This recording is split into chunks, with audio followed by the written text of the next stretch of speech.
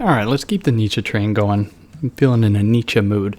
So this will be I'll be talking about On Truth and Lying in a Non-Moral Sense, which I think is a different title in different places, like Truth and Lies in an Extra Moral Sense or whatever. But this is a short little essay, and I've been shying away from just doing single essays just because I don't feel like it's enough content, but this essay is so important that we got to do it. So without further ado, he begins by saying that cognition, that is almost consciousness, was something that emerged in humans. So we think here of, for any of those people familiar with True Detective, we have Russ Cole's supposed philosophy that humans developed consciousness and that was like a misstep in evolution. I think Nietzsche is very much saying the same thing here.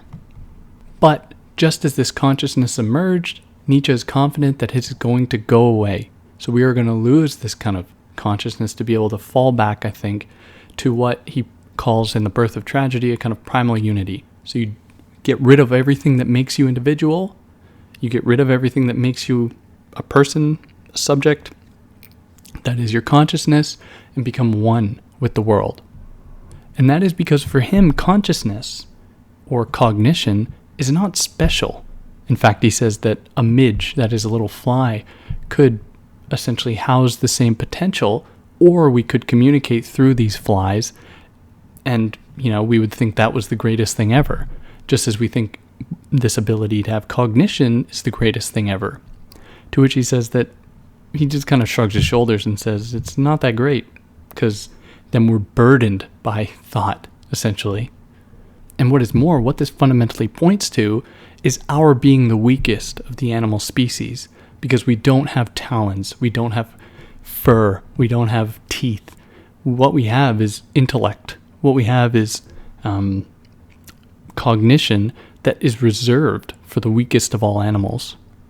And it is that intellect that covers us like a fog, or covers our eyes like a fog, that makes it so that we can't get back to a kind of oneness with the world, because we are always trying to move towards something other, intellect, for the sake of intellect. So the philosopher for Nietzsche is someone that he looks down upon, even though he's come to take on that mantle himself, or he took on that mantle himself. Because the philosopher is someone that embraces the intellect like nothing else.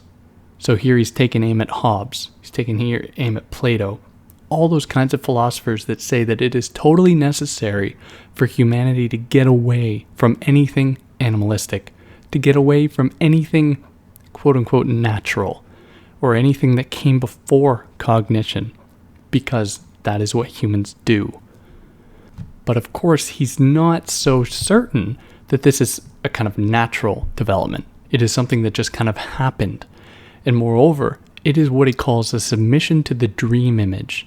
Now, for those that aren't familiar, the dream image, and this is something he presents in The Birth of Tragedy, corresponds to what he calls the Apollonian trend, the Apollonian worldview, pertaining to the god Apollo, which is the god of, essentially, god of healing and medicine and music and poetry.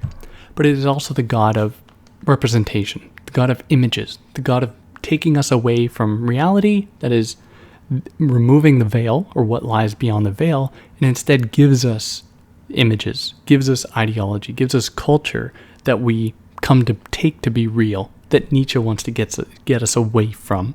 So to submit to the intellect is then to submit to this dream image, as he calls it. And we see at this moment the emergence of a kind of what he calls a peace treaty, the end of the war of all against all. So the end of the kind of animalness in humanity in favor of this general intellect. And it is at this moment that he says that truth and lies are born. Because prior to this point, there was no such thing as truth. There was no such thing as lying, because there was no such thing as truth. And it is at this moment then that humans began to be obsessed with truth, just because it was endowed with such a meaning that we thought it to be of almost a transcendent nature, and that for that very reason, we must pursue it. We must make it ours. And then he found it very suspicious, or he finds it very suspicious, that this truth that we became obsessed with always pointed to something pleasant. So at the moment that truth and lies were born, a narrative around humankind as being inherently good, humankind as being inherently, benevolent, began to emerge. So that was considered truthful, which always had a fundamental association with what was considered good. So we get a lot of the resonances here of the kind of Foucauldian idea of, power and knowledge. What is considered right, then comes to be considered true. But this, for Nietzsche, is total hogwash, because if we actually follow this path, so that is, if we look back on ourselves as humans, we will not find the truth we are seeking, because truth is very subjective. Instead, what we find is barbarism. And fundamentally, the only reason that any of us are here, right now, listening to this or me saying this, is because our ancestors were better at killing than other ancestors. That is the only reason why we're here right now. And we can't lose sight of that fact. So Nietzsche's not interested in this rose-colored glasses look at the world. He wants us to see the world for what it is. That is a world that is violent, a world that is, by virtue of that violence, very beautiful and has a lot of potential. So it is impossible then for us to arrive at any sort of truth, because the only way we have a connection to that truth is through language. And because language never actually gets at the heart of a thing, what he calls a thing in itself, which is coming from Immanuel Kant, it only gets at the appearance of the thing, because language can't, give you over to something in the way that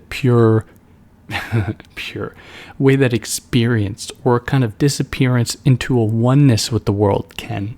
So when we speak through language to arrive at truth, we only speak in metaphors. We never can arrive at truth as it really is for Nietzsche. So here I'm going to read a longer passage from this essay where he develops this a little bit. So he says, let us consider in particular how concepts are formed. Each word immediately becomes a concept, not by virtue of the fact that it is intended to serve as a memory, say, of the unique, utterly individualized primary experience to which it owes its existence, but because at the same time it must fit countless other, more or less similar cases, i.e., cases which, strictly speaking, are never equivalent, and thus nothing other than non-equivalent cases. Every concept comes into being by making equivalent that which is non-equivalent, just as it is certain that no leaf is ever exactly the same as any other leaf. It is equally certain that the concept leaf is formed by dropping these individual differences arbitrarily, by forgetting those features which differentiate one thing from another, so that the concept then gives rise to the notion that something other than leaves exists in nature, something which would be leaf, a primal form, say from which in nature something would be a leaf, say from which all leaves were woven, drawn, delineated, dyed, curled, painted, but by a clumsy pair of hands, so that no single example turned out to be a faithful, correct, and reliable copy of the primal form. We call a man honest. We ask, why did he act so honestly today? Our answer is usually, because of his honesty. Honesty. Yet again, this means that the leaf is the cause of the leaves. So what he is saying here is that in order for us to actually understand anything through language, it demands us to get rid of any peculiarities, to get rid of any individual situations, and to just start to classify in order to make things easier. So I think it's Roland Barthes has this one image of a child crawling through the grass, and he asks, how many shades of green does the child see? To which the answer is potentially infinite, because they don't have a classificatory system to understand all the different, shades that they are seeing. They haven't learned green yet. So what they are seeing is infinite possibility, essentially, with all the different shades, with all the different kinds of, pigmentation in leaves and grass and all that make it impossible to say how many different colors there are. But for an adult, it's quite simple. The answer is green, and we see only one shade of green. And of course, people more versed in that would say, well, you have all the different scientific species of different leaves, of different kinds of grass. But even among the same similar species, no two pieces of grass are the same. One is longer than the other. One is wider than the other. One is, go on forever here. That make it so difficult to simply classify them, yet we do that. We derive for classification, which is fundamentally exclusionary because it eradicates all possibility. And this is the best evidence of the foundations that Nietzsche sets for what is today called, postmodernism, this thing about truth, which for anyone who hates those online idiots that like to spout shit about how Nietzsche is, an arbiter for conservative, religious scientific rhetoric, they only need to read these 15 pages. Don't know how long it is, maybe 10 pages. These 10 pages have that worldview totally thrown out of whack. But I digress. But in the face of all this, Nietzsche makes a very good move, where he says that while none of this, that is language, can point to the real essence of human beings, he also cautions us from saying that it is non-essence, because he says that in and of itself, that will be a kind of dogmatism. That will be the kind of supplanting of one form of truth with another. So in his words, for the opposition we make between individual and species is also anthropomorphic, that is human, and does not stem from the essence of things, although we equally do not dare to say that it does not correspond to the essence of things, since that would be a dogmatic assertion, and as such, just as incapable of being proved as its opposite, which I think is an important point that he makes. So what is truth for Nietzsche? He gives us an answer very clearly. He says that it is a mobile army of metaphors, metonymies, anthropomorphisms, in short, a sum of human relations which have been subjected to poetic and rhetorical tensification, translation and decoration, and which, after they have been in use for a long time, strike a people as firmly established, canonical, and binding.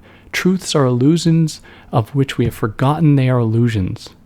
Metaphors which have become worn by frequent use and have lost all sensuous vigor. Coins which, having lost their stamp, are now regarded as metal and no longer as coins. So then, as a species, we come to appreciate truth as it relates to the metaphor, to the illusion, to the veil, to the image, over what he calls sensuous perceptions.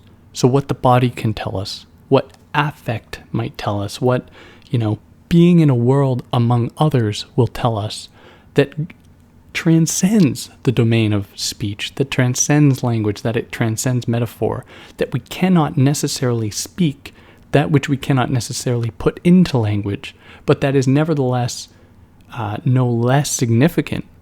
In fact, it is much more significant for Nietzsche. And that fundamentally truth, which opposes that affective kind of individualistic yet non-individualistic, because it is a giving oneself over, is the domain of classifications, castes, and hierarchy that sets the stage exactly for the situation we find ourselves in today, which isn't to say that this can really be applicable to a Marxist analysis in relation to class, but it has some fundamental affinities between the two, where Marx wants to, impose a single class, so to speak, that is the workers, or have the workers become the dominant class. Nietzsche says all classes are bad, and as long as we are working within that kind of rhetorical frame, we are going to be driving ourselves into a negative direction towards the spectral light of truth, away from our kind of primal heritage, that is the heritage of sensuous perceptions. So then Nietzsche gives us an image of someone, or how truth is really constructed, which he finds is very ironic. He says that if someone hides something behind a bush, looks for it in the same place and then finds it there, his seeking and finding is nothing much to boast about. But this is exactly how things are, as far as the seeking and finding of truth within the territory of reason.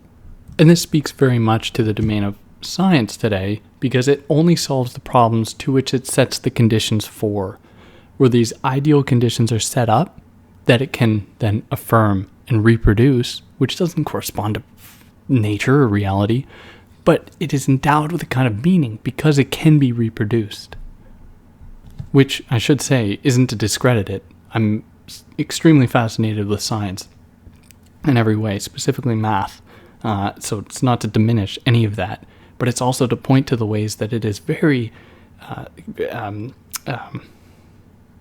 is foreclosed. It is shut off from possibility in favor of kind of endless, tautological, that is circular, solipsistic self-affirmation. So this is in opposition to the animal world, where he says that by these standards, the human being is an architectural genius who is far superior to the bee. The latter builds with wax while she gathers from nature, whereas the human being builds with the far more delicate material of concepts, which he must first manufacture for himself, which therefore makes us so much more fragile, getting at the beginnings of what he was saying here, of this essay.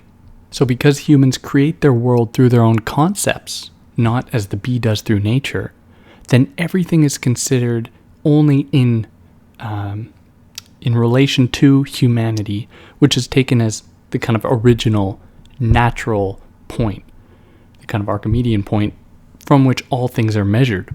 So this has come about in the following manner. So in short, only because man forgets himself as a subject, and indeed as an artistically creative subject, does he live with some degree of peace, security, and consistency, things that Nietzsche doesn't like.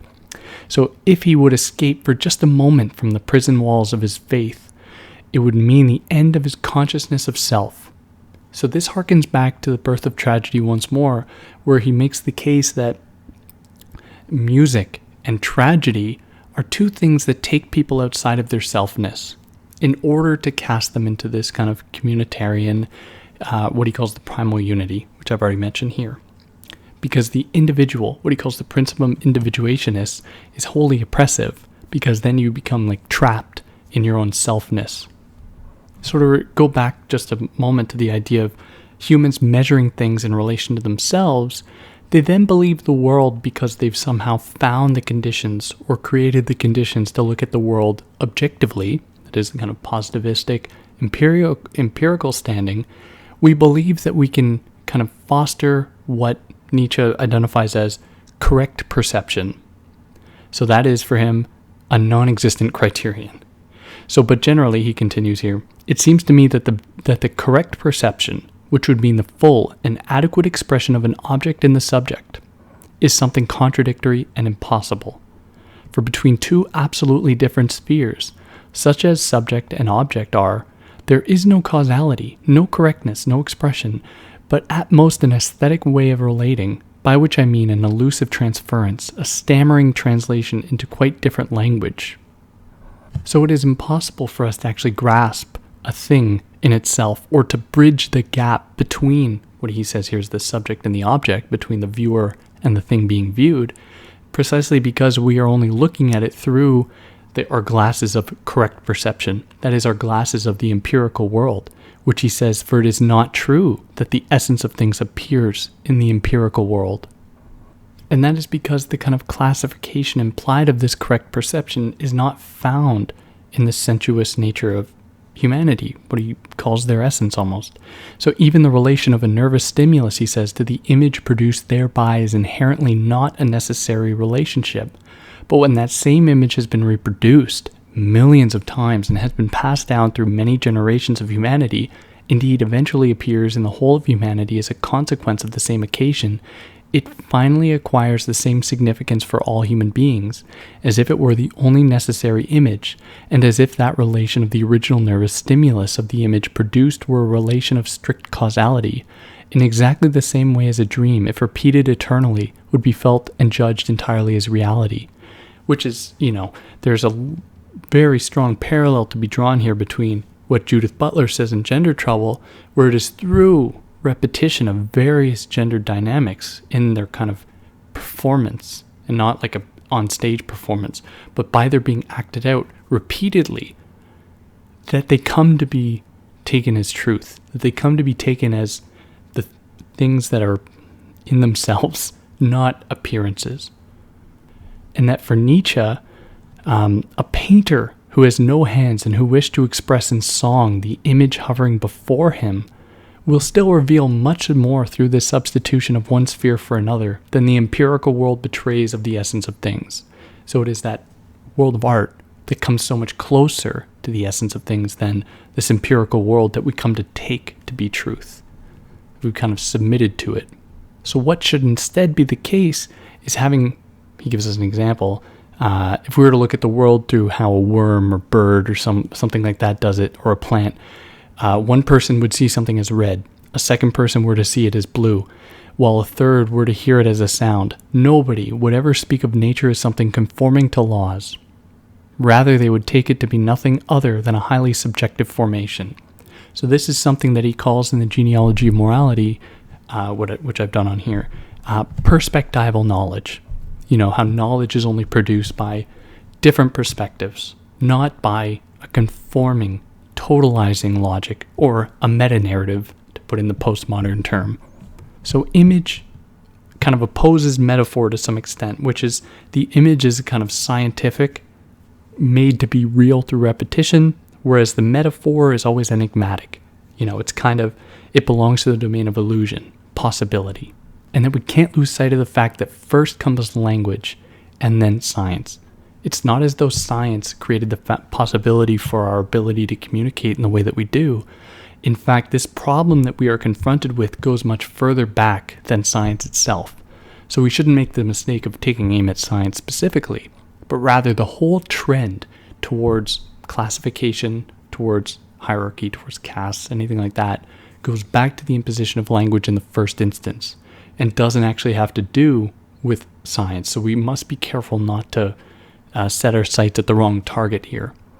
And it is the dream that must oppose, that must constantly barrage the daylight of science, as Nietzsche calls it, because of its, oppressive mechanisms. And what we get here is a showdown between the man of reason, that is the man of science, and the man of intuition, that is the man of sensuous perception, which in The Birth of Tragedy, he doesn't apply the same terms here, where the man of intuition also belongs in The Birth of Tragedy at one point to the domain of science. But just for the sake of it here, we have man of reason versus man of intuition. I'm just presenting, there are discrepancies here. That's why we gotta read it all and really understand what's going on. And between these two, in this kind of showdown, fight to the death, the man of intuition will always suffer more because they are the ones that are born within suffering. They do not hide behind veils. They are ready to embrace pain in ways that the man of reason is not. And yeah, I think that more or less covers it. This brilliant essay that I would have read for me the first time was 2019. Oh God, 7 years ago, 7 years ago, and didn't understand it. It's only now, reading all this stuff again that I'm getting the sense of it better. At least I think. But if anyone listened to this and sees some glaring holes in what I've said or problems with what I said, you know how to, take me to church on it. Put